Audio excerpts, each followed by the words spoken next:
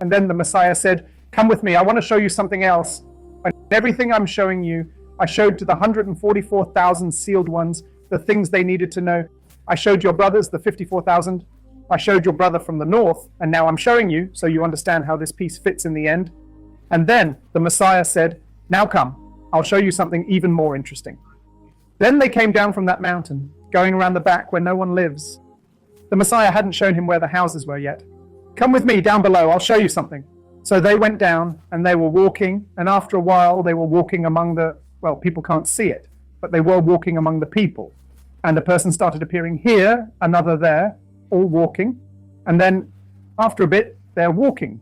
And suddenly someone passes by carrying a cross. Another person walking on their knees in the street, another person with a 6-foot candle, people with rosaries doing. As they were going around some curves, it kept growing and growing and growing. At one point, the Messiah stopped, and the South Witness stopped, got startled, jumped back and looked at the Messiah and said, what is Rome doing here? Where did this sea of people come from? Remember the prophecy? Multitudes, nations, languages, everything there, so many people. The Messiah looked at him and said, calm down, you'll understand.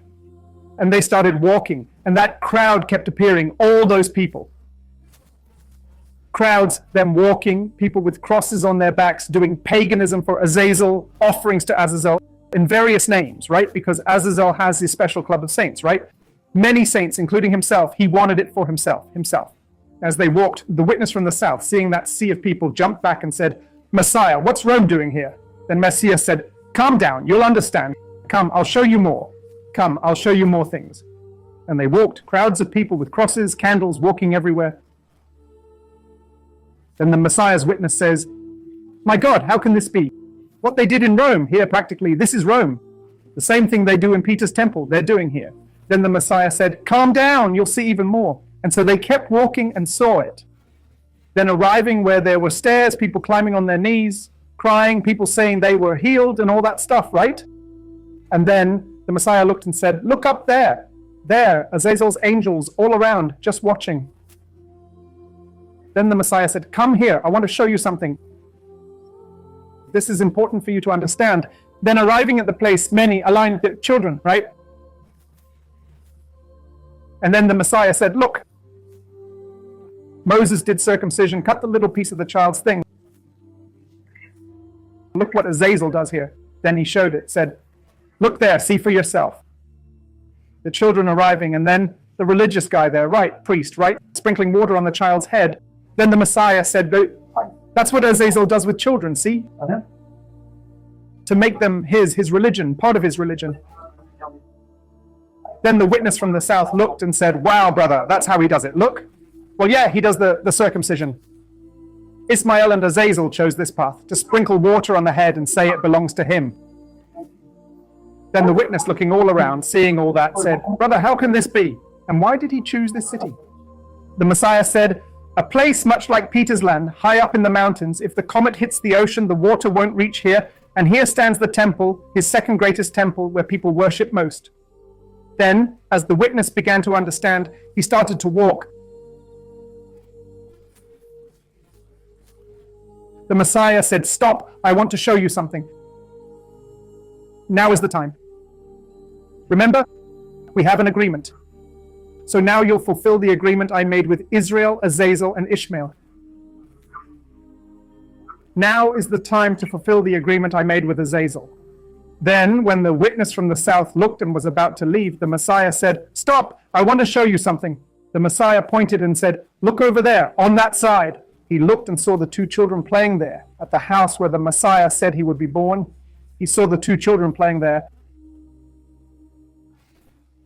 Then he saw a woman carrying a child in her arms, being taken to baptism. Then the Messiah said, see that child being baptized? Don't forget, they're angels. The Messiah was showing him the future. When the Messiah showed him, see that woman with the child in her arms, taking them to be baptized? The witness looked at the Messiah and said, I see. Then the Messiah said, that's you. I'm paying off the deal that was made with Azazel. I'm handing you over to him. Then the Messiah looked at the Messiah and said, but brother, did you really do that? Laughing at the Messiah. You had the guts to come here to Azazel's temple and make an offering like that. They were joking around. They're very close friends. Then the witness told the Messiah, very close friends, always joking. Then he said, look, anyone who knows us would see something like this and say, man, with a brother like that, who needs enemies? You put me in Azazel's temple. Jesus had me baptized for him, offered me to him.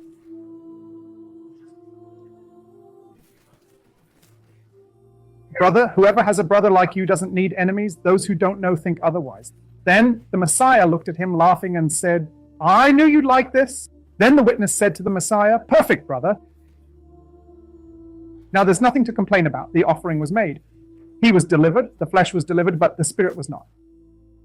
So my brothers, when the witness from the south was there, the same thing must have happened to the witness from the north. I can't speak for him, but when the witness from the south at that moment was baptized, and of the 3 sons, he was the only one baptized there. He was chosen for this, to be offered to Azazel. When he was baptized in Azazel's house, in his second largest temple, the Messiah fulfilled the agreement he had made. Look, he will be born. The day he's born, I will deliver him. Then you'll have to suffer. But what I'm going to do, I will do. And what did the Messiah do with the witness from the south? Born in Paul's land, where Azazel will be, in the place he shouldn't be, Paul's land. When the comet falls, he'll have to flee, or else he'll stay and smudge his blush, his little makeup. His makeup box will be ruined. So he has to leave Rome, go to Peter's land, to Paul's land that shouldn't be, fleeing from the falling comet. So my brothers, you see, speaking of the witness from the south, from the north, I know, but it was probably the same thing. The Messiah showed all the details of what would happen. He showed every step of what would happen. When the witness from the south saw she was taken to Paul's temple, everyone knows where the second largest temple in the world is, and that mountain of 66 meters is behind the temple. A very famous city, known for looking very European, for the climate,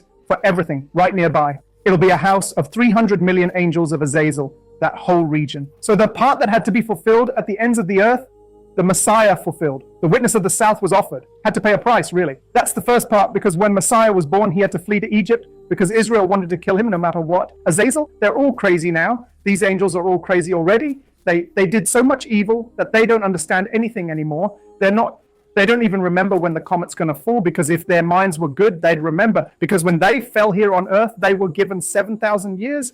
It was just a matter of calculating. But they don't know anything anymore. Their minds got all messed up. They did so much evil on earth that they lost their power and had to create technology to finish off humanity. They had to create a chip to put in people's hands, which is already starting to come now. Everyone's seeing it happen. So my brothers, more or less, that was the basis, the agreement.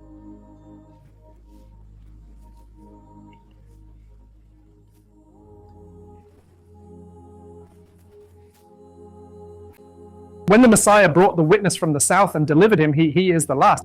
He's the last one. After him, no one else comes. He was born, delivered there at the offering, right? Because the Messiah, circumcision. The 2 witnesses, water on the head, in the lap there of Azazel's system. So, my brothers, that was the last part. And when the Messiah showed that child being baptized, he returned to that mountain and said, now you stay here, because you will be born from the woman's womb. Just like from the north, the 154,000 sealed, they remained, were born from the woman's womb. Today they are here.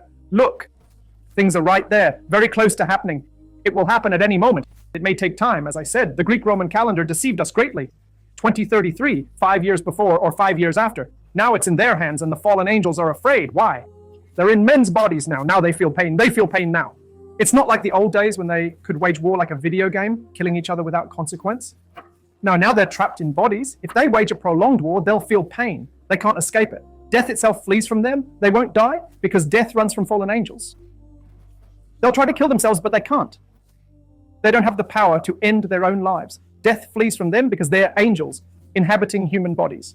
The bodies they've taken over have essentially already died. They're inside these bodies, and those bodies are now eternal. So they're stuck in the body. And you saw how Ishmael, through his puppets and pawns, began fulfilling a prophecy that the king of the north would invade the queen of the south. King of the north, Ishmael, Elijah. Queen of the south, Azazel, Enoch, Jesus. He started positioning ships just as the prophecy clearly states that he would surround South America with a fleet of vessels. This is just the beginning, my brothers. He's just getting started. You notice it began with Ishmael, Elias, right? He's starting to encircle, to surround the land of Azazel. This is going to cause major chaos because Azazel won't want to give up his territory. He'll only lose to Ishmael because of the comet's fall. But then he returns after Rome's waters recede. He comes back, raises an army and captures Ishmael, which is the Masonic gospel religious system. You know what they're going to do with the Freemasons? I already told you. They're going to burn them. Those guys will roast in the fire. They'll be barbecued.